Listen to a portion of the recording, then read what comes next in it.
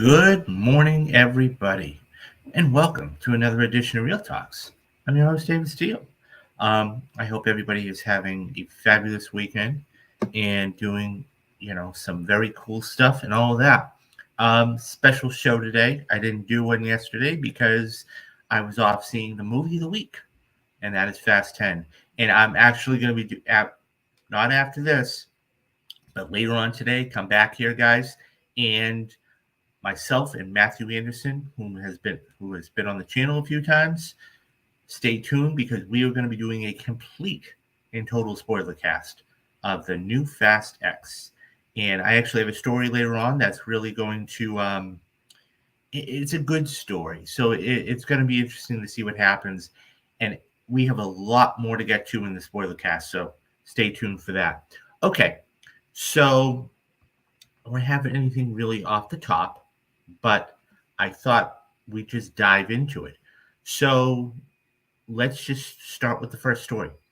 So there's a little movie that just premiered at Cannes no more than 24 hours ago. And it is one of the biggest movies of the summer. And it is coming out at the end of June. And I'm talking about Indiana Jones and the Dial of Destiny. I still can't wrap my head around that title, but nonetheless, it is what it is. So Indiana Jones is not only one of the most beloved characters in almost cinema, but is played by obviously Harrison Ford, and so the reviews are in for it. But before we get to the reviews, I want to talk about there is a article that was published by Variety that I'd like to get to about the de-aging. So let's talk about the de-aging story first, and then we'll come back to this one. So this is yesterday from Variety, and it says, "Attention Hollywood, de-aging isn't working, so please stop using it." Here's a fun fact that Hollywood actors hate to admit: people getting older. In reaction to the natural progression of life, Hollywood is engaged in de-aging effects for older actors to play younger versions of their characters, whether it's in franchises or standalone films, such as Robert De Niro in The Irishman, Samuel L. Jackson in Captain Marvel, or most recently Harrison Ford in Indiana Jones and the Dial of Destiny. Like most new technology that comes into the industry, it takes some getting used to. However, with more than 24 high-profile experiments thus far, the misfires greatly outweigh the successes. De-aging effects in Hollywood still need to be fine-tuned, and Hollywood should only use them once we learn how to perfect them. A primary concern is in all of this, while the effects look visually impressive, they fall short of replicating the natural appearance of a younger self. In addition, it can affect how viewers react to the film, as they become distracted by the uncanny effects, the lack of subtle nuances and authenticity that human expressions create. James Mangold takes on the famous archaeologist. James Mangold take on the famous archaeologist received a tepid response following its premiere at the Cannes Film Festival, and we'll get to that in a couple minutes. Where critics and attendees were divided on the fifth installment of the franchise, but hardcore indie fans may find redemption in the final chapter of Ford's beloved hero, following the insufferable Kingdom of the Crystal Skull. The first 25 minutes, encompassing a large action set piece featuring the professor fighting Nazis on a high-speed train during World War II, Ford is digitally transformed back to his prime, which began in Spielberg's 1981 Raiders of the Lost Ark. After a bag is removed from the actor's head, digital eyes is harnessed the realism of a young Indiana, instead of emulating what looks like to be a video game story break in between gameplay before the user takes over the character for their next mission or quest. While the action beats and movement are impressive, the effects in the scene only work because most of it in its shroud in darkness, featuring both Ford and co-star Toby Jones, not de-aged, running on the rooftops of the train, ducking and dodging the worst alien soldiers in modern cinema, probably next to the stormtroopers in Star Wars. With de-aging effects that have been deemed successful, The 2019's Gemini Man, which was horrible. The plot was with Will Smith as a young assassin, as an assassin who was hunted by his younger clone version of himself, or Alfred Molina with his welcome return as Doc Ock in 2021's Spider-Man: No Way Home. The practice offers a false impression that Hollywood has, quote, nailed it. But in actuality, some attempts are less distracting because they use subtle and smart ways throughout their execution.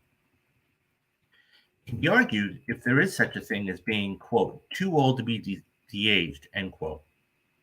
For example, despite the fact that it nabbed an Oscar nomination for Best Visual Effects, one of the main criticisms of Martin Scorsese's 2019 gangster flick, The Irishman, is despite the valiant efforts that make the three main leads, De Niro, Al Pacino, and Pesci, look decades younger, while the actors are playing themselves in the specific time period, they still can maneuver as people in their senior years. Such physical limitations imposed by the technology can restrict the actor's range of facial expressions and body language, due mostly to the extensive digital manipulation that must take place. What happened to the good old days of casting actors to portray characters at various stages of lives? Do we not see the value of what Judi Dench and Kate Winslet brought to 2001's Iris, or Winslet and Gloria Stewart in Titanic? Following today's trend, Martin Brando would have been de-aged to play the Corleone patriot in The Godfather 2, depriving us of the world of Robert De Niro's Oscar-winning turn. Even River Phoenix brilliantly portrayed a young Indiana Jones in The Last Crusade.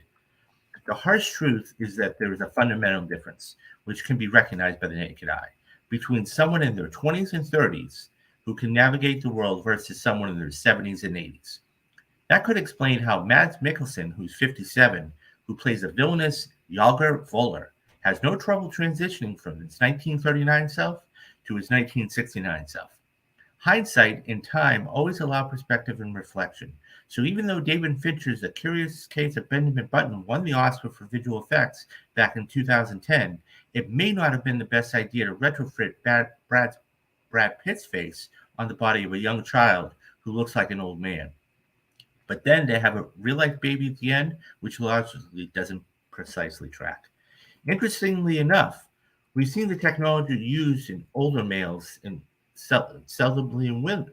Michelle Pfeiffer in Ant-Man and the Wasp, for example, and Sean Young in Blade Runner 2049 are a few examples of the sole examples. What will be the reception when an A-lister like Helen Mirren or Julia Roberts takes the lead that attempts to use them? Will they be received similarly or taken more harshly? Are the effects of Dial of Destiny doesn't work for the character? Not exactly. It's unapologetic about who's catering to its adoring fans. Like any franchise hero who lacks superhero powers, the narrative and action beats defy logic, as every single character is able to scale a rock wall with no gear and survive a mission explosion in a compound, which is still not as bad as surviving a nuke by way of a refrigerator and crystal skull. All those fantastic feats are ironic since Indy is an avid supporter of, quote, science. In addition, much of the film feels like the 1969 template of a Grand Theft Auto, and possibly sets a record for the number of times people are kidnapped and rescued in a 142-minute movie. While Raiders of the Lost Ark found its way to 9 Oscar nominations and 5 wins, Dial of Destiny seems unlikely to follow in its predecessor's footsteps. Last year's 2 big blockbuster sequels entered the big picture lineup: 20th Century Fox's Avatar: The Way of Water and Top Gun Maverick, with the latter debuting at Cannes. There are often 2 roles that lead to recognition for the Academy's top prize: record-breaking box office and or the love for the artisan's branch. I found myself being hypnotized by the nostalgia of it all and was utterly charmed by the performance of Phoebe Waller-Bridges, even though her character lacks likability. And newcomer Ethan Eisdorf, maybe he can win the Oscar on its own in 30 years. It's unclear if Indy will be able to travel through either one of those roads, at least based on early reactions. Okay, let's talk about this because this is a big thing. And look, so this is one of those technologies just like anything else, okay, it gets overused, okay? Once we get something that we all can do, when I say we, I mean Hollywood, we all can do, um, what ends up happening is everybody wants to use it, right? They found out how to use it and they said, let's go do it. And what they don't realize is that they're still trying to work the bugs out. And they try to incorporate it into every single plot. Even if it doesn't work, they'll shoehorn it in. And what you get is a story, or frankly, a movie that could use less of it. And in some cases, less is more. And so, that being said, I think that when you have a technology like this, you have to use it very sparingly. And that being, it's one of those things where if you use it too much, that's why the budget of this film is 300 and I want to say $70 million. It's not because they're paying Harrison Ford a boatload of money, guys. It's because of the de-aging process. Okay. The thing is, like, I mean, it's like The Irishman. The Irishman, I want to say the budget was that, around $150 million. It wasn't because they were putting De Niro and Pesci and Al Pacino, they weren't backing the trucks up for him. I'm sure they got a handsome sum of money. But my point is this all went to the technology, and that's why not one of the studios wanted to touch it. So Netflix came along and said, okay, you know what? You can do it. And by the way, you can have full creative control. And I think that's another reason, because Scorsese's very old school in that manner. So he didn't want a lot of studio interference. So, therefore his last two movies now, Killers of the Flower Moon, okay, which is going to debut either today or tomorrow at Cannes, and Irishman are done by streamers. But all that being said, I think here's the thing. If you're going to use it, you have to use it sparingly. Okay? You have to use it in the right manner, and you have to use it sparingly. You can't, if this is 142 minutes, okay, so it's 2 hours and 22 minutes total running time. Cut out the last 7 to 9 minutes for credits, and I'm sure there's a lot of visual effects, graphic people that worked in this film. Then, use it sparingly. And I think, if that could really, really detract from the film to where, this is not what Harrison Ford looks like. Okay? As it said, it took, this is that scene, that was being described on the article. You take a look at Harrison Ford today, it's not, and this goes into something too. It's like, Tom Hanks said it the other day that, he can live on forever. All he's got to do is, and there are stars that have been doing this as of recently. Take James Earl Jones for Darth Vader, or, somebody else who's, he's 93. He's not, but that being said, this isn't, if this is the way it's going to go, studios are going to be in trouble because they're going to be dumping all of this money into it. And, hopefully it does well. It's going to have a lot of competition out there. I just think that I would agree. I would say this, less is more. Take a step back, because frankly, at this point, I hope, and this is just my hope, I hope that this de-aging doesn't detract from the movie, because everybody's going to be talking about, well, did you see how they de-aged Harrison Ford? And yeah, but the plot sucked. The plot was terrible.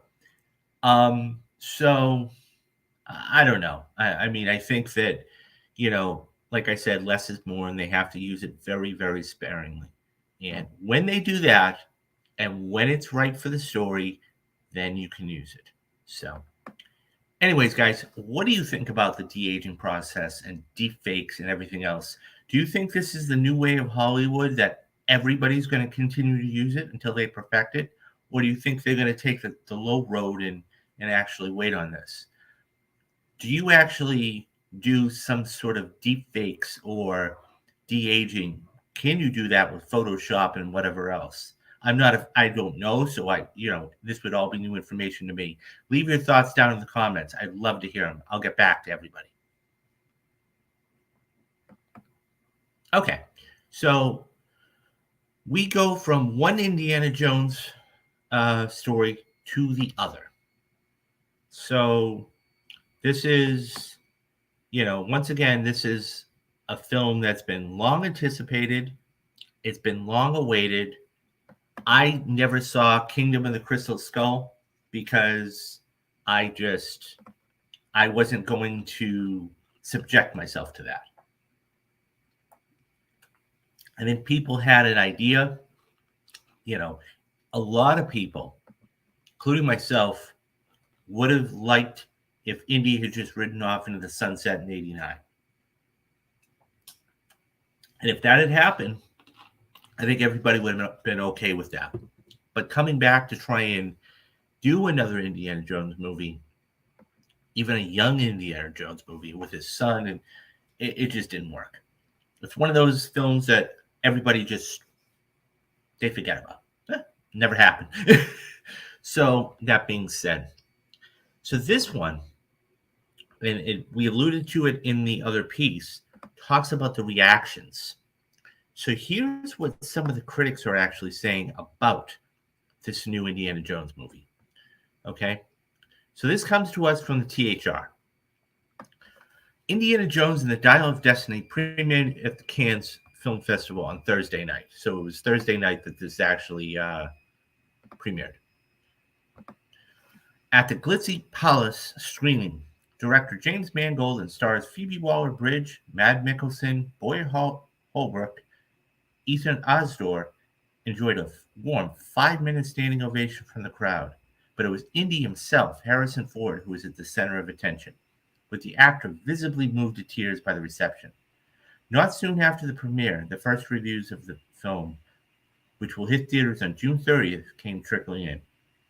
As of late, the early critical reaction to the fifth film, that's much beloved for the Indiana Jones franchise, has been decidedly mixed. A common theme among the early reviewers is that this is better than Indy's last outing, rather the polarizing Indiana Jones and the Crystal Skull from 2008, but not much better. So that is not good news. Many reviewers took issue with the digitally de-aged Ford, which we just talked about, in some of the scenes and the use of CGI overall. But there was praise aplenty for Waller-Bridges and, of course, Ford, who still oozes charm as the adventure archaeologist. So I'm going to read you here below are a couple of key excerpts of some of the most prominent early reviews. So the Hollywood Reporter's David Rooney wrote, quote, "What the new film scripted by Jez Butterworth, John Henry Butterworth, David Culp, and Mangold, with the feel of something written by the committee, does have is a sweet blast of pure nostalgia in the closing scene, a welcome reappearance foreshadowed with a couple of visual clues early on," end quote. But that, quote, "part of that dims the enjoyment of the concluding chapter is just how glaringly fake so much of it looks," end quote. So that's one of them from THR. Here's the Guardian's Peter Bradshaw. Okay, he was more positive about it. And he described Dial of Destiny as, quote, "quite a bit of zip and fun and narrative ingenuity with all the MacGuffin silliness that Kingdom of the Crystal Skull really didn't have," end quote. The review goes on to say, "The finale is wildly silly and entertaining, and that Dial of Destiny is put to an audacious use to which makes light of the whole question of defying aging and the gravitational pull of time. Indiana Jones still has a certain old class, is still an old class, so has a certain old class," end quote. So here's the IndieWire's David Ulrich. He didn't pull any punches in his review, writing that, quote, Not only is Indiana Jones and the Dial of Destiny an almost complete waste of time, it is also a belabored reminder that some relics are being left alone where they are and where they belong. If only any previous entries in the series had taken great pains out to point that out, he said. Although took issue with the many aspects of the film, but crucially, it was, quote, safe. Empire's John Newton. I'm not going to read all of these to you because these are all different. I just want you to get a couple of ideas.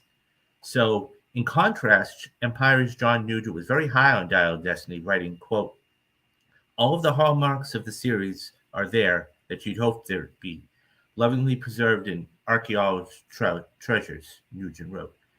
He welcomed Mangold's more somber direction and concluded by writing, Indy's final date with Destiny is a burning finale that might divide audiences, but if you join him for the ride, it feels like a fitting goodbye to cinema's favorite grave robber. Okay, let's talk about this, because this is one of those things where I just saw Fast 10 the other day. By the way, as I said at the top of the show, I am going to be doing a spoiler cast later on today, probably around 8 p.m. Eastern Standard Time, 3 p.m. Pacific Standard Time. So come back for that, guys. I'll going to put that out on my Twitter, which is below for all you guys to check out. So come join me for that. The reason I bring up Fast 10 is because it was much of the same thing. Okay, I'm not going to give all of it because we're going to do a spoiler cast later. But what I will say is this: Fast 10 was wild and crazy, and I even put out a tweet about it. Fast 10 was wild and crazy. Okay, and it was all over the place, like all over the place. And the thing is that I think that if this is what it is you got to remember, Harrison Ford's 82, 81, 82 years old. The thing is, okay, I like a good story. I'm all about story. But at some point, you just need to pack it in. Okay? You need to pack it in. And I think that while this is this is one of the most beloved characters in cinema, right? He really is. When you really go back and look at Harrison Ford's career, he had a 20-year span where he was in two of the not only top, but the greatest franchises of all time, right? He was in Star Wars, and he was in Indiana Jones. So he did Star Wars in 77, okay? He did Empire in 80. He did Raiders in 81, okay? He did Jedi in 83, okay? He did Temple of Doom in 84, okay? He did Blade Runner in, I believe, 85, okay? He did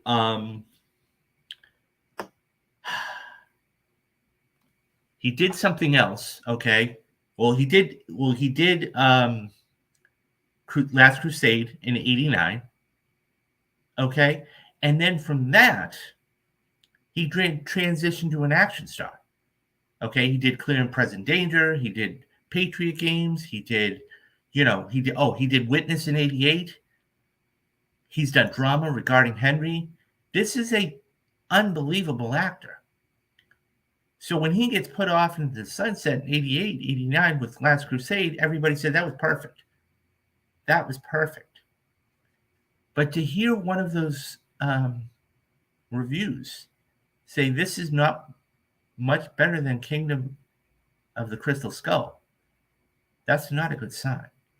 Not only for indie fans, and they're going to come out and see it regardless, but I think they're going to be disappointed, but for the franchise. And not only the franchise, the studio. Because they spent $290 million on this movie. Look,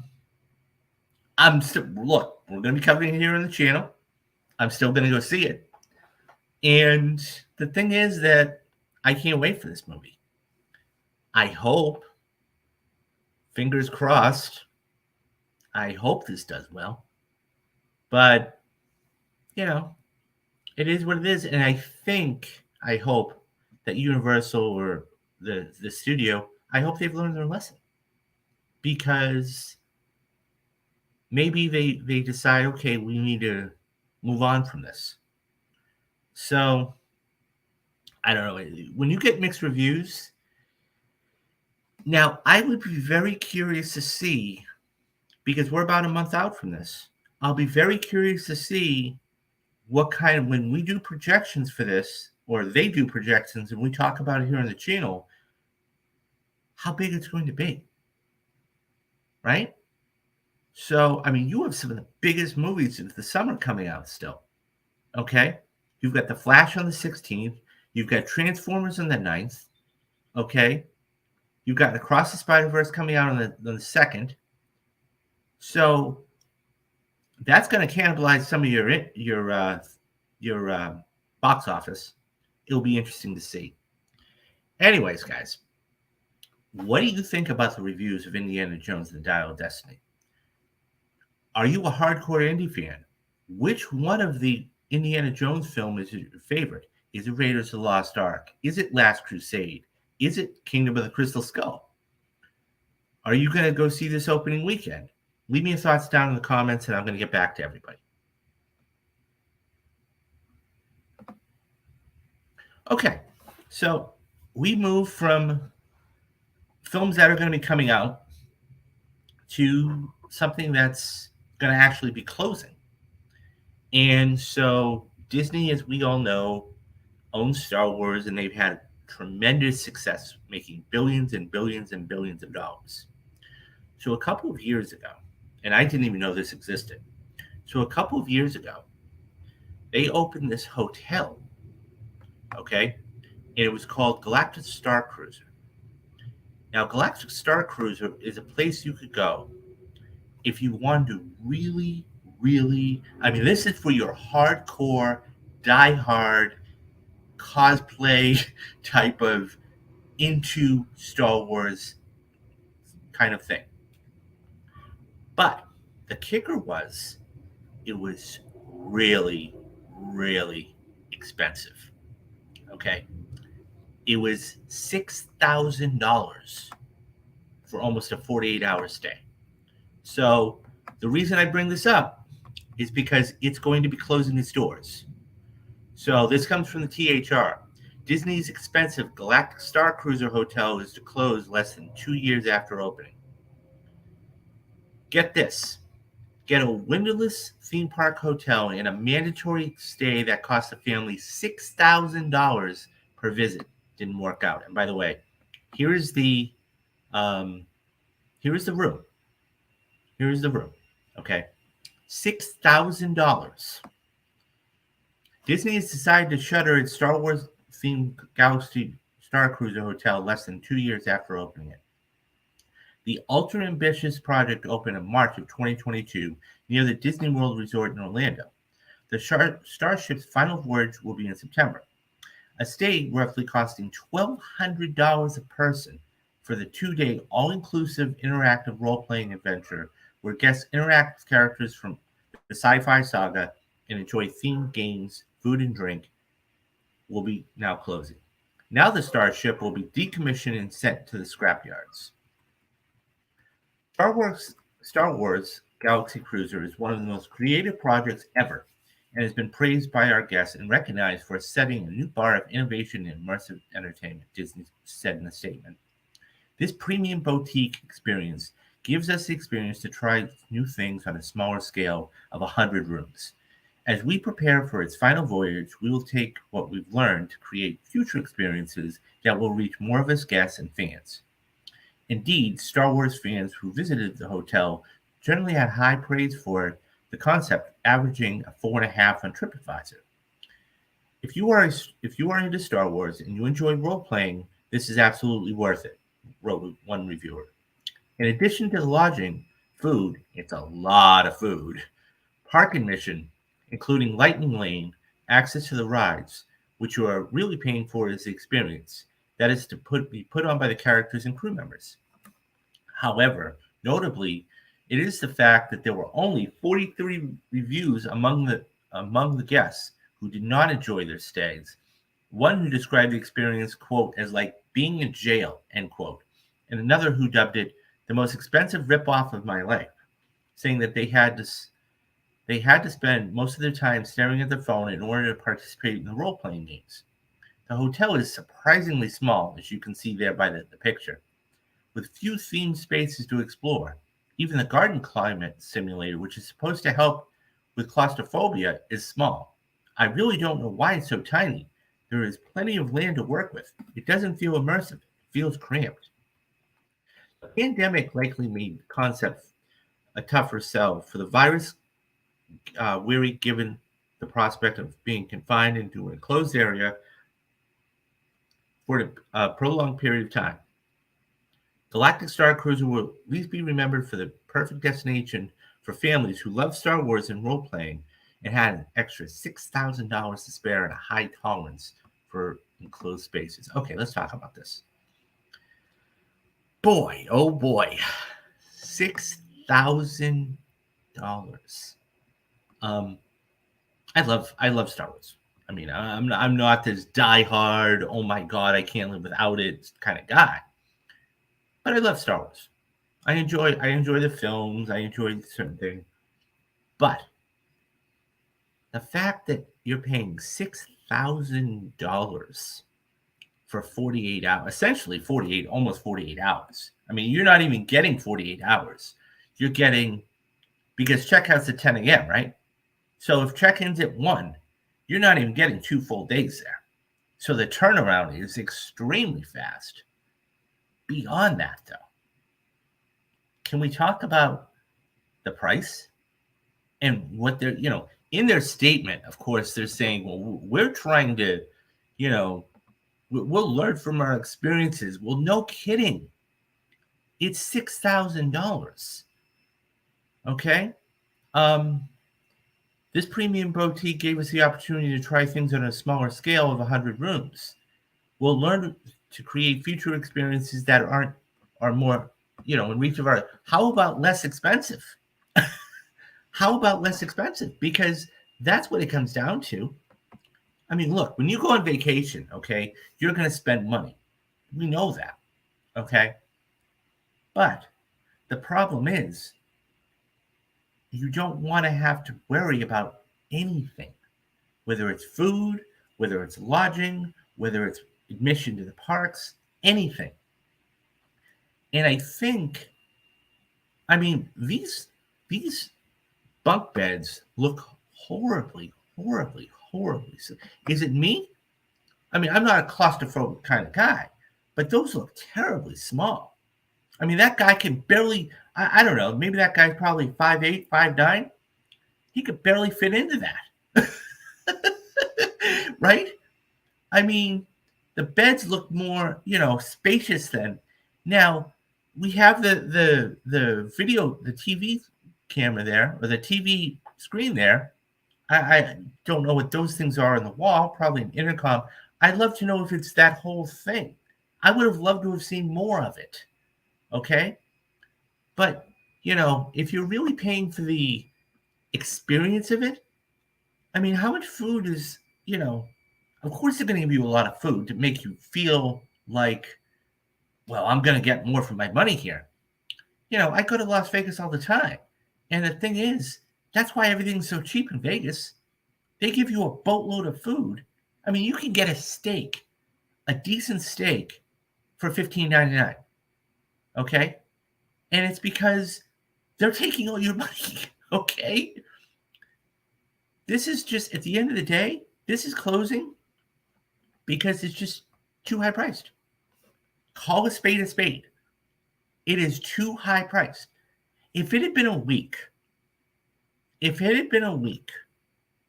okay, or even 5 days, that would have been manageable. I mean, look, that's still a lot of money. Don't get me wrong. I mean, I'm definitely not wealthy, okay? The point is, though, if the turnaround for 48 hours, that's not worth it to me. I don't care how much you give me. 48 hours? Not a chance. I don't care how immersive. What I want for $6,000 is I want meet and greets with stars. And not only do I want meet and greets, I want autographed pictures. I want meet and greet stars. I want, I want to have lunch with the stars. That's what I want for $6,000. Okay? That's what I want. I don't want, this. You know what this reminds me of? And I looked into this because James Bond, okay, is actually celebrating its 60th anniversary this year. Okay. And what they have, okay, and I forgot the site off the top of my head, you can Google this if you want, is they have an experience, okay, and you can pick which experience you want, and you get to do or go to the places that Bond went to. And by the way, when I'm talking about Bond, I'm talking about the most current Daniel Craig James Bond. I'm not talking about all of the other ones, okay? So that being said, you're going to all these places, okay, London and Casino Royale and all these places. That being said, that's worth $6,000. That is where, I would love to go to Casino Royale. Love to. Not because I'm a gambler, because to actually see it. I've been in casinos, of course, but there's something different about it. To say, oh, I've been there. There's something different about it. But $6,000 for 48 hours is a lot of money. And it's what happens if you have kids, right? Come on, kids, let's go to, Galactic Star Cruise. Okay, yeah, Dad, let's go do. And you can only stay for 2 days. Like, what? And that's if you're lucky to get on the right. Yeah, you have lightning passes and everything else. But really? Because once you check out, those things go away. Your back is, this is VIP to the VIP. This is super elite. Okay? This is like a high roller in Vegas type of thing. And the problem is, first of all, you only have 100 rooms. Okay? So that just tells you how elite it is. Second of all, it's super high priced. $6,000. Okay? That means, do the math real quick. Okay? If all of the rooms are booked, and you know they are, at $6,000 in one day, they're making $6 million. Like that. $6 million. Okay? 7 days a week. And the thing is that it is so expensive to go to that they need to give you, and they need to treat you like a VIP. But when you hear that it's A, claustrophobic, good luck trying to get it in the bedrooms, okay? And B, you're on your phone most of the time because, look, the role-playing experiences aren't the best. I can only eat so much for $6,000, guys. I think that had this been cut in half, okay, and it had been $3,000, that would have been worthwhile. But for $6,000, not only do I want VIP treatment, okay, I want all my food paid for. I want lightning passes. I want to meet and greet with celebrities, and I want to have lunch with them. That's what I want for $6,000. But this, to me, there's no way I would pay $6,000 for that. Not a chance. Anyways, guys, and like I said, I like Star Wars. So, anyways, guys, what do you think about this? What do you think about Galactic Star Cruiser? Would you spend $6,000 to go there for 48 hours? would you do that? Have you done that? Have you paid higher prices for theme parks and everything in Disney and everything else? Leave me your thoughts down in the comments. I'm going to get back to everybody. Okay, so we go from one Disney story to another Disney story. So everybody knows that with Disney, there has been a big battle with the governor of Disney, and that is Ron DeSantis. Ron DeSantis has made, and I feel sorry for anybody that lives in Florida. And if you watch from Florida, God bless you, because it's very difficult. But Disney has really, they're fighting back, okay? And so they have now dropped the main campus that they were going to actually start producing. But because of it, okay, a lot of people are in limbo.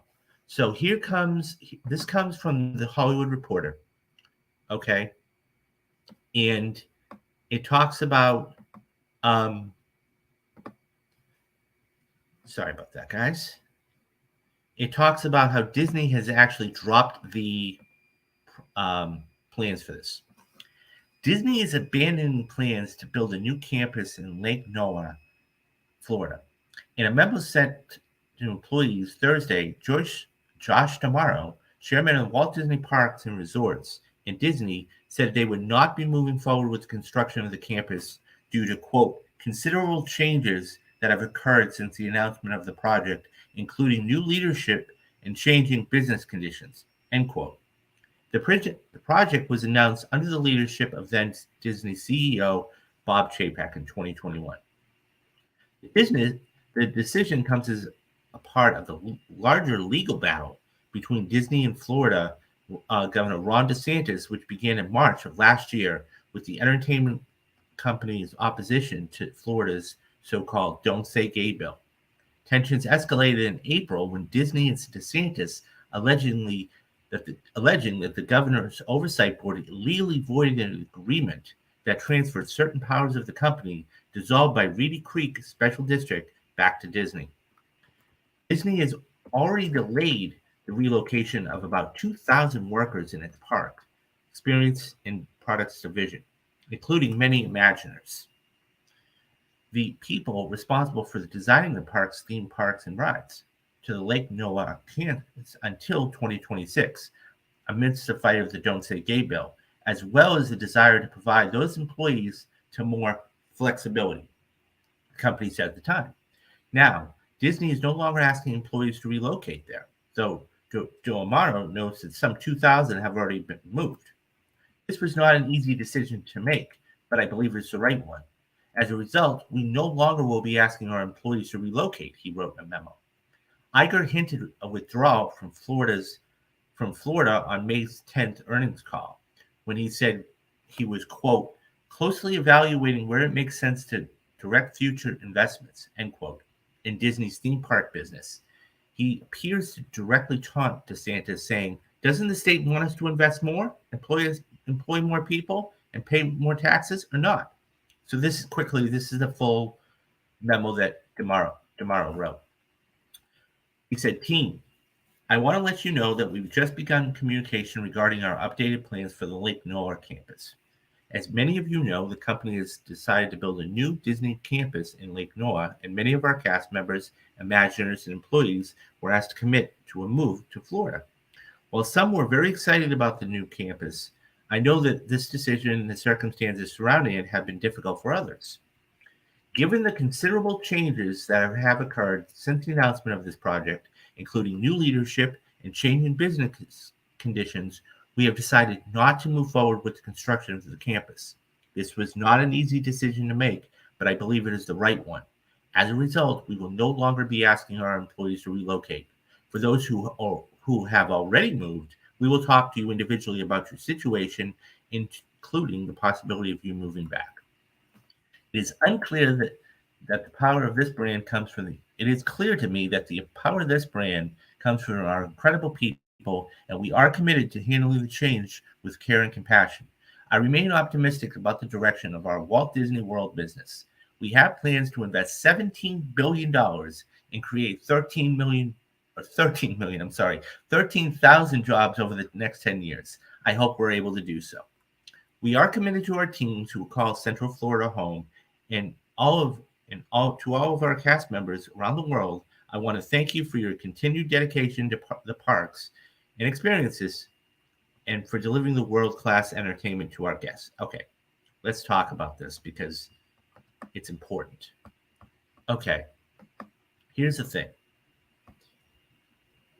DeSantis is I'm not going to make this political, so don't worry, guys. DeSantis is an idiot. Okay, he's an absolute idiot. And the thing is that he should be wanting people to get jobs. Okay, he should be wanting all of these, the economy in his state to be doing well and everything else. His values, his beliefs, and his opinions not only don't line up with me, okay, but they don't line up with a lot of people. And because of this, Disney has had to put this on hold. And all of those people that are down there right now, and that's who I feel the most sorry for, they are now in limbo. They're now in limbo because those people, those 2,000 individuals that were, I won't say promised, but we're looking forward to actually having a new campus built and everything else, they're now in limbo. And talking to them individually, what are they, that's going to be the biggest thing, because I'm sure many of them, okay, have families, or some of them have families. My guess is, okay, this is just a guess, I don't know this to be true or false. They asked a lot of people that were single, that had very few attachments, because they don't want to have to worry about, giving a family of $4,000 or $5,000 to move somewhere, where they can give half of that amount to John Q or Jane Q and doing that. And I think that that's really troublesome, that you have somebody that basically is stopping them. And mind you, I've been to Orlando. Okay, I actually went to it's about 30 minutes right outside of Orlando. Excuse me. It's about 30 minutes right outside of Orlando. It's called Kissimmee. Many, many, many years ago. It was before the pandemic. And the reason why I didn't stay in Orlando is because it was so high priced. The reason I say this is Orlando, while Las Vegas may be, Orlando is the number one tourist destination in the world. Okay, not only in the United States, but in the world. Okay, maybe not in the world. I'll take that back, but definitely in the United States. Because when you look at all the theme parks, people go down there for one main thing, Disney World. I mean, they go to Universal and they go to SeaWorld and they go to Knott's Berry, but those are secondary. You go to Disney first, okay? The fact that they've had to, A, put it on hold is tough, but B, more importantly, the fact that you have all these people in limbo and they don't know what to do. They are in deep, deep trouble because luckily it's only 2,000. So this may only cost them a couple of $1 million in the grand scheme of things. I'll be very curious to see how long this whole thing goes, because it's going to be very interesting. But DeSantis, he's an idiot. He's a flat out idiot, and he's making this now to the point where, he doesn't understand. He just doesn't get it. I hope they take care of it. At the end of the day, my goal is those 2,000 people were made whole. Okay, that's A. And B, I hope they are able to build this. And if they are able to create 13,000 jobs, that's fantastic. Okay, but it is over the next 10 years. So I mean, at the end of the day, they're going to be making money from this. Disney will eventually, but they're making oodles of money already. Anyways, what do you guys think about the park actually them actually having to halt their plans on this? Do you think this is the right thing? What do you think should happen to the 2,000 people that are down there already? Do you think they should relocate? Disney should relocate them or give them a cash amount to relocate so they can do whatever they want? Let me know your thoughts down in the comments and I'll get back to everybody. Okay. So we go from Disney to the box office. And the box office this is going to be a huge box office, guys. And so we're going to do two stories here about this, but the first one, which I actually saw yesterday, is Fast 10. So as I said, come back at 3 p.m. Pacific Standard Time, okay, 12 noon, and Matthew Anderson and myself are going to be talking about Fast 10. We're going to be doing a spoiler cast about this. We're going to dump all of it on you. But I did a story about, I don't know, a few days ago, 2-3 days ago, about how Fast 10 was tracking for about $60 million. And when you look at the budget of that film, once again, it ballooned. Okay, part of it was COVID. That's understandable. Probably, 4 to 5% of that is COVID costs. That's fine. I happened to look at the salaries of everybody last night, and I was absolutely shocked. And I'm going to be getting to more of that in the spoiler cast, so come back for that, like I said. But it was just fascinating. And so the numbers are going to be in for Fast 10. So according to THR, okay, this is actually better than what they were projecting, believe it or not. And mind you, these are projections. So when Monday comes around, I'll be doing a story about how much it actually made. So according to the THR, Fast 10 is cruising to a $67.3 million opening and 320 globally. Fast 10 is headed for a North American debut of $67.3 million and arousing $320 million globally. That's a promising start for the 10th installment in a Hollywood franchise, although the series is seeing lower openings in the United States overall. Overseas is a different matter, though. Fast 10 is on track to clear $252 million in its international debut. Its global opening makes it the second number 2 debut of the year behind Super Mario Brothers, and the third global opening in the franchise behind Fate of the Furious and Fast 7. The global pick will easily wrestle the box office crown away from Marvel's Guardians of the Galaxy, which is now in its third weekend. It's projected to make another $32 to $33 million. And by the way, guys, I said it here on the show the other day, it was going to drop about 50%. Okay? In North America, Fast X earned a B+ cinema score from audiences, the same grade given to Fast 9, the Fast Saga, which debuted domestically to $70 million in 2021, when the pandemic was still posing a major challenge for the box office. Friday's domestic tally included $7.5 million in Thursday previews at the North American box office. Louis Leterrier directed the 10th installment in the popular franchise. He's also on board for the upcoming 11th and presumably the final one. Vin Diesel leads a huge cast of familiar faces and new faces, including franchise mainstays Michelle Rodriguez, Tyrese Gibson, Ludacris, Sung Kang, and Jordana Brewster. Newcomers include Jason Momoa, who's pictured there, Brie Larson, and Rita Moreno, who plays Diesel's grandmother. Nathaniel Emmanuelson, John Cena, Jason Statham, Alan Richardson, Daniela Magnicar, Scott Eastwood, Helen Mirren, and Charlize Theron also star. In his review of Fast 10, the Hollywood Reporter Frank Scheck said, quote, "The latest installment in this franchise is surprisingly durable, with jamming in so many existing and new characters, both living and presumed dead. that just creating the call sheets must have been a nightmare. There are so many lovable displays of photographs of current and former cast members laced throughout the film.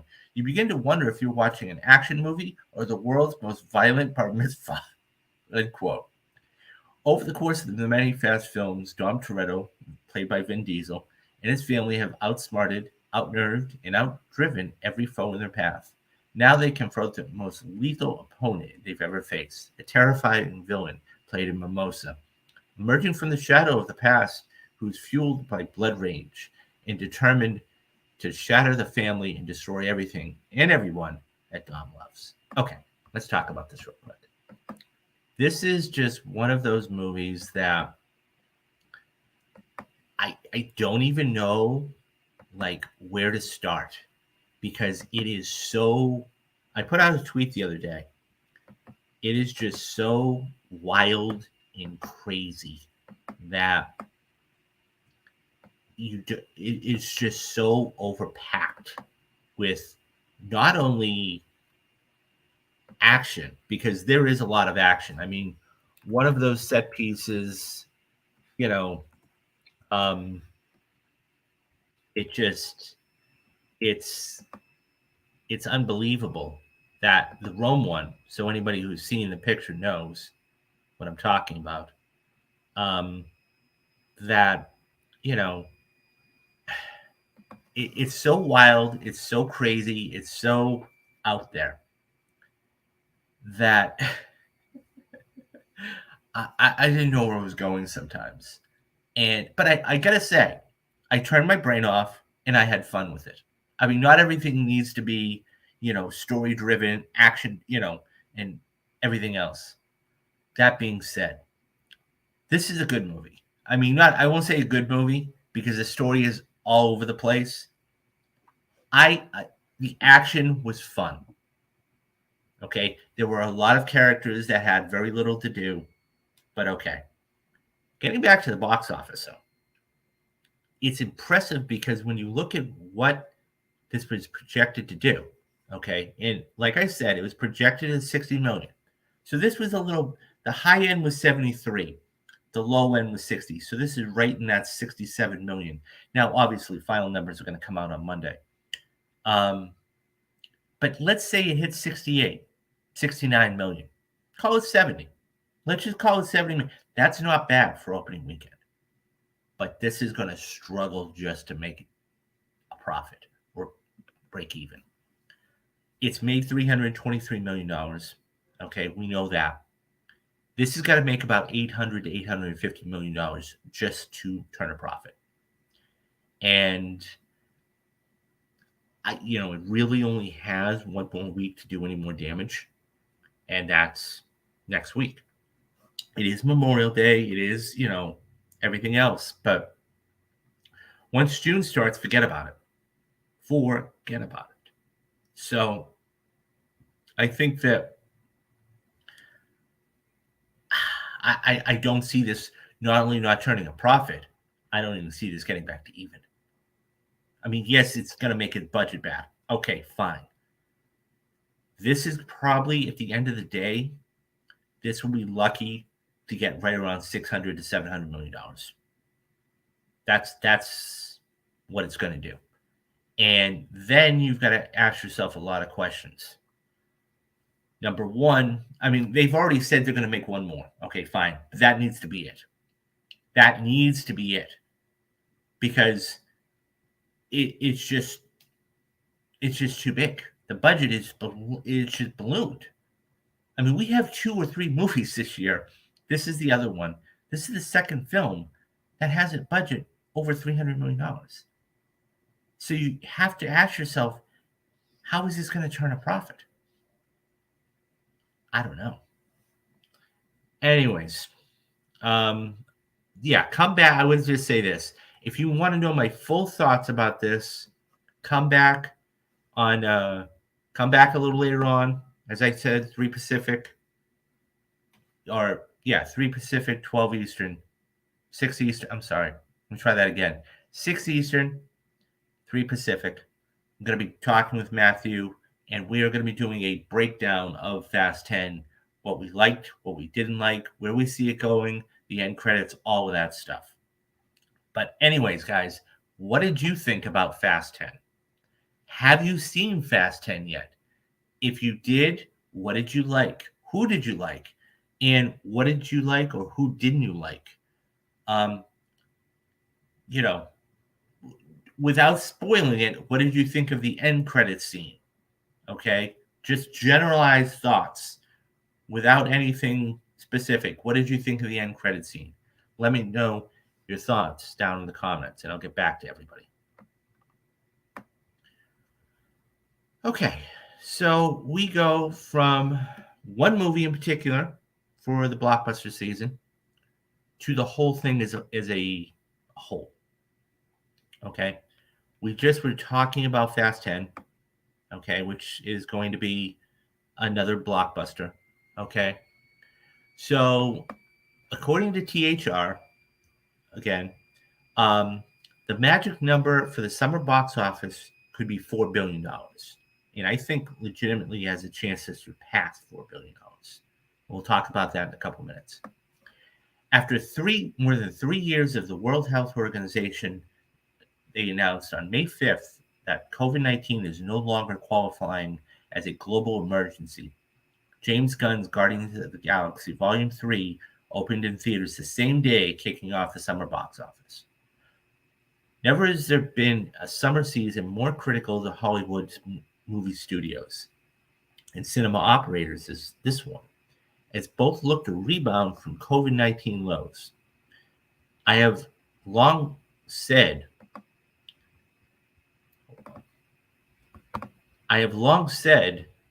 that this summer will be the bellwether of the health of the theatrical business. It will be the first play, period, with normal release pattern, a veteran studio executive told THR. After an April super bloom at the box office led by the Super Mario Brothers movie, bullish box office pundits believe that it is possible for summer revenue to clear $4 billion domestic and return to a pre-COVID level, or at least some semblance of return. Though the recovery, a major issue has been lack of product due to the delays by the pandemic. This summer's pipeline, however, is a very different story, including 42 wide releases, up from 22 in the summer of 2022, which topped out at $3.4 billion, and 32 wide releases in 2019, which revenue clocked in at $4.34 billion. The industry is coming back to life quite nicely, says Wall Street analyst Eric Handler of MKM Partners, citing the better-than-expected performance of Marvel and Guardians of the Galaxy 3, which has already earned north of $530 million globally. But to what extent is full speed? That's where we must continue to look back at 2019 as a barometer. We're still double digits down year to date. He's not wrong. For the year to date, domestic revenue stands at $3 billion, up 29% from the same corridor a year ago, but behind 2019 by 20%. The good news, domestic revenue crossed $3 billion on May 14th, a mark not reached until June 10th last year. This represents a remarkable recovery for theaters in the United States and Canada, says Comms Chief analyst Paul Darabach. This looks like one of the strongest summer lineups in industry history, at least on paper.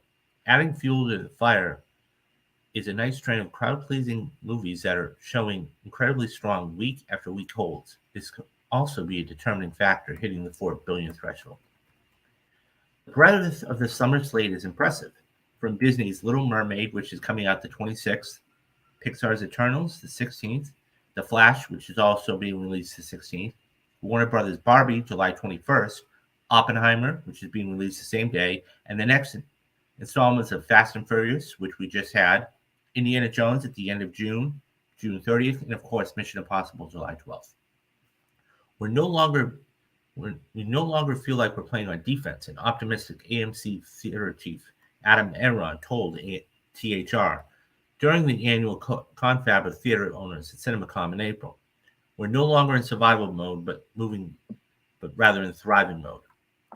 During CinemaCon, several studio executives called on theater owners to make sure that consumers have a good experience when resuming their movie-going habits.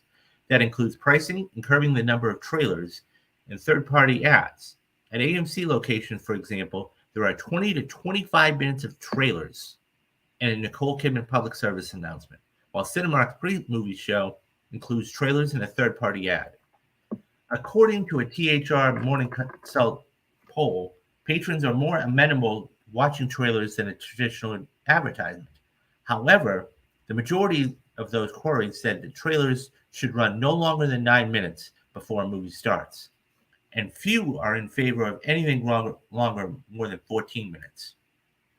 Specifically, 27% of the respondents in the survey said an appropriate length for time for trailers is less than 5 minutes. 31% prefer no more than 5 to 9 minutes, while 20% opted for 10 to 14 minutes. From there, sentiments fall sharply. Just 8% said an appropriate length for a trailer is 15 to 19 minutes.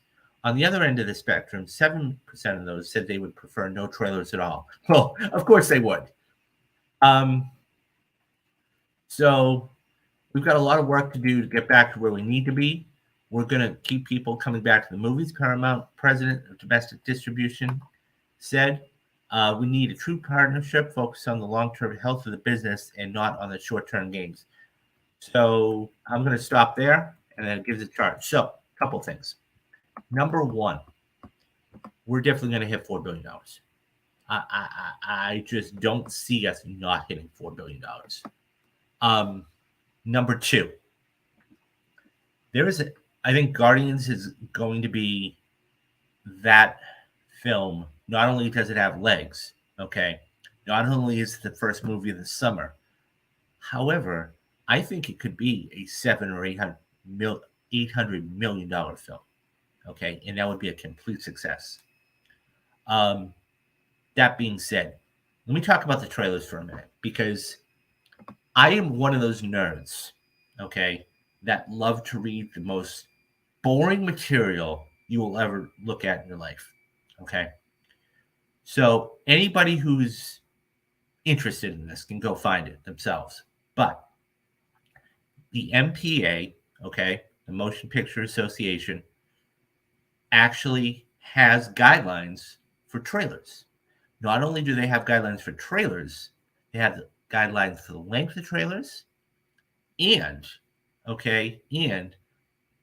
who is actually watching these trailers. And when I say who, I mean the people that are actually watching the movies and the trailers to get the ratings that you're getting. Okay. That being said,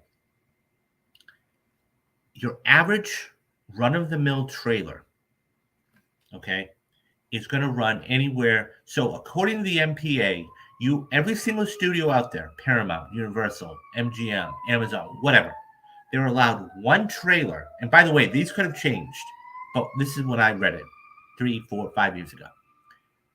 Every single studio, major studio, is allowed one trailer. That includes Pixar and everybody else.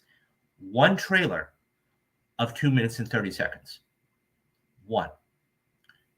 Every single trailer has to be under that threshold.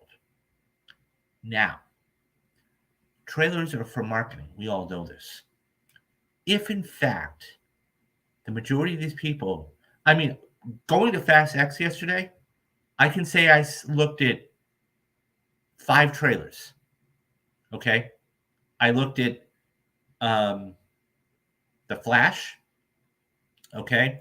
I looked at the new movie coming out. I totally forgot about it. I looked at 4 or 5 trailers, okay? It's fascinating how quickly you forget them. But I looked at about 4 or 5 trailers. Now, if each one of those trailers is 2.5 minutes, call it 2 minutes and 15 seconds. Okay? At 5, that's about 12 minutes worth of trailers. Okay? Give or take. What blows my mind is the very first trailer that was put out for Fast X. You guys can go back and watch this on YouTube. Was 4 minutes long. I'm not kidding you. I think it was like 4 minutes and 13 seconds. It's a whole movie. I don't have to go to the movie to see it. That is way, way, way too long. Okay. What the whole premise of a trailer, the first trailer is to get you interested. It's to pique your interest. The second trailer is to give you a little more about the story. Okay. And if there is a final trailer, you obviously, hopefully, they don't spoil it for you, but you get all of the meat and potatoes in there. What they did, and even one of the other ones that I can remember that was really, really long, okay, and there was a little bit more behind it, was Dune. Dune had over if that very first trailer for Dune back in 2021, I want to say, or 2020, that was over 3 minutes. So, but that's a different story because unless you're an avid Dune reader, unless you know of the story, you've read the books, like me, for example, I knew of the 1984 debacle. I know that Frank Herbert wrote the books. That's it. I had no idea what the story was. So that was good for me. But trailers are they're marketing tools. And this is why these companies spend millions and millions and millions of dollars to put the trailers in front of your favorite movies. Whether it is The Flash, whether it is Mission Impossible, whether it is Oppenheimer, whether it is Fast and Furious, because they want to get as many eyeballs on it as possible. Okay? Sure, they can spend $5 million on the Super Bowl, but big deal. And that's like the premium time. But that being said, some of these films you go back and see 2, 3, 4 times. The more you watch a trailer, unless you have zero, the more you watch a trailer, and this is just a fact, the more it sits in your brain. And you go, at first you hate it. And then, okay. And then you start to grow on it. And I'll give you a perfect example for me was The Flash. I said, I had no desire to see this film. Zero. I said I'd cover it, but I really, if I were an outsider, so to speak, and I did not have to go and watch it for the channel, I wouldn't go watch it. I wouldn't.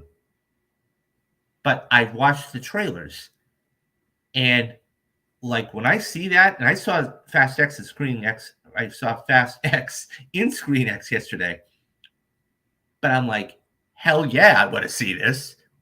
I want to see this in IMAX. That's how big it is.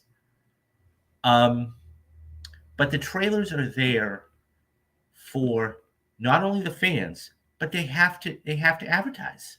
They have to tell people, look, this movie's coming. Okay? And it's marketing. And we may not like them. Okay? We may not like them. We may think they're terrible. And we may, oh, really? They're showing the Flash trailer again? I've seen this trailer 16,000 times. But that 16,000 first time, it's the simple fact of, even if you're invested in the film, these theaters, and I have always been fascinated who picks who picks the trailers and how it's done. Anyways, but it's to get you your butts in the seats, to tell you. It's like a television show that says, Real Talks is coming, our next show is going to be on Tuesday. Okay? So we're going to give you a little trailer. By the way, guys, speaking of trailers, little nugget. For anybody that's going to be stopping by this channel, okay, in about a week, I'm going to have a very special little trailer come to me from a very cool guy. And I'm going to put it up there, and I want you guys to give me your opinions on it. And hopefully this is going to generate more traffic. But regardless, yeah, but they're for, at the end of the day, they're for them. As far as the box office is concerned, I got off track there. As far as the box office is concerned, we're going to hit $4 billion without a doubt. Without a doubt. I mean, you've already got Guardians that's made over $500 million. Okay. And we're not even in June yet. We're assuming The Little Mermaid, even though it's not my cup of tea, it's still going to generate a lot of buzz. And it's going to do probably a lot of money overseas. Okay. Then, even pictured here, okay, you have Across the Spider-Verse, which is going to be huge. Okay. You have Elemental, which I'm dying to see. I really am. I think it looks cute. I think it looks fun. It's going to be a good time. You've got Indiana Jones, okay? Regardless of what the reviews are, right? You've got The Flash, okay? You've got Oppenheimer, okay, for the hardcore, story-driven type of people, which, by the way, has a huge cast, okay? Robert Downey Jr., Cillian Murphy, Emily Blunt, Matt Damon, okay? You've got Fast and Furious, which is still going to continue to make money, okay?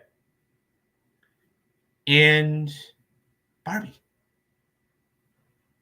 So, I mean, even if, look at it this way, even if every single one of those movies makes $500 million, and by the way, I think Mission Impossible, if I didn't name that, even if each one of those movies makes $500 million, which clearly I think like a Mission Impossible is definitely going to make, okay? I think it's got a chance to get closer to $1 billion. I still think it's going to be the biggest movie this summer. You've already hit your $4 billion like that. Now, there is one caveat, and that's this. In the article, one of the gentlemen was referring to 2019. That was kind of a outlier. And the reason I say that is because in 2019, we had Avengers Endgame, right? Avengers Endgame wiped everybody out. I mean, you're never going to see another Avengers Endgame ever again. Ever. I mean, the records that it broke for getting opening weekend, it made $357 million opening weekend. The fastest to $1 billion. Okay? The fastest to $1.5 billion. The fastest to $2 billion. Okay? That was the culmination of going all the way back 11 years and over 20 films. You're never going to see that again. So to compare it to 2019, because we made almost $4 billion in 2000, the theaters made almost, box office, Hollywood, made almost $4 billion, or a little over that in 2019. That is an outlier. That is always going to be there. This year, this picture, okay, just demonstrates. I mean, a lot of this too, I mean, take The Flash, for example. That's been on the shelf for 2 years because of COVID, okay? Take Mission Impossible. That took 3 years to film. Why? Because of COVID. We are still getting movies that were made from COVID. The Batman made $770 million worldwide. Why? Because everybody was waiting for it. We were all waiting for it. It blew up for 47 or 50 million opening weekend. Okay? The thing is that when you have this kind of, you're still gaining all this stuff. So, like I said, I think 2019 is an outlier. But even if every single one of these films pictured makes $500 million, you're there in no time. And, it's going to be interesting to see moving forward how much, because we're in the third week of the writer's strike. Now, obviously, this is going to affect stuff for, hopefully, 2024, 2025. But if this keeps going on, let's say this goes on another 3 months. Let's say this doesn't end by September. Now everything gets pushed back. right? I mean, we have the whole, so I mean, because Marvel's a big thing, Jonathan Majors is going back to court on June 4th. Okay. We will then know what happens with this. And Kang Dynasty, that's in a set date of 2024 right now. Well, what happens with that? That's probably going to get pushed back to 2025, which means Secret Wars is going to get pushed back to 2026. But those are huge, huge, huge movies for Marvel. Those are billion-dollar movies. So it's all going to depend on a lot of different factors. But as far as this year is concerned, no doubt in my mind, if we don't get to $4 billion, we're going to get very, very close. 3.7, 3.8, something around there. Because I can't see it not happening. Okay? Because you're going to have a film like Mission Impossible just blow up. Blow up. Right now, as it stands, I saw a tweet the other day. I don't know who it was from. The Flash is tracking for about 110 million opening weekend. Now, that's call a spade and take that with a grain of salt. We're still about a month out from that. But, that's one of the two movies, that's the second of the three movies I've spoken about that will win weekends. Guardians was the first, The Flash is the second, Mission Impossible is the third. But I think we'll be fine. I think we'll be fine in the grand scheme of things. And I understand the comparison to 2019, but it's still you can't do that. If Mission, and I know I keep harping on Mission Impossible, but this is going to be part one of a two-part, the finale. The finale. This is going to be bigger, more bombastic, more wild, story-driven, action-packed. Look out. That I think with Tom Cruise's goodwill, with the success of Maverick, with the way Chris McQuarrie and Cruise have basically, they love to bring everything full circle and close the circuit. Everything else, that is either going to be the number, get very close to $1 billion or get to $1 billion. Mark my words. I've been right every single step of the way about this movie. So hopefully, fingers crossed I can continue on that trend, but that's going to be the big one. So, anyways, off that long-winded, tiraded rant of my opinion, what do you guys think about this? Do you think it's going to make more than $4 billion or less than $4 billion? Which movie, A, is going to be the biggest earner of this summer? And B, which one do you think is going to be the one that is not going to be the biggest earner? Let me know your thoughts down in the comments, and I'll get back to everybody. Okay. So that is going to do it for today's show. As I keep reiterating, Matthew is going to come back, and we are going to talk about Fast 10 in its entirety. And, what exactly happened and what the cameos were and how it was done and everything about it, because this is one of those movies that I gotta say, I mean, I will only see this movie one time. I have very little desire at all to ever go back and see this film again. It just didn't work for me in so many different ways. And I think that it's one of those things where, I think that it's going to be, it was fun. It was crazy. It was zany. It was fun. But I unless I go with somebody to see this, I will not go see this again on my own. I just won't. But anyways, so we will be reviewing Fast 10 in its entirety. Complete spoiler cast is going to be coming up today. Okay, 6 p.m. Eastern Time, 3 p.m. Pacific. Come back. And yeah, so we've got a bunch of stuff coming up on the channel. Not only Fast 10, so really we've got started June as the picture, this is the picture that, I'm going to go back to. We've got Across the Spider-Verse on June 2nd. These are all going to be spoiler cast, guys. We've got, Elemental the 16th. We've got The Flash the 16th. We've got Indiana Jones on the 30th. Pictured up there in the top right-hand corner is Barbie. I am going to go see Barbie. I've been a staunch supporter they should move, but I am going to go see it. I am going to, give my thoughts about it.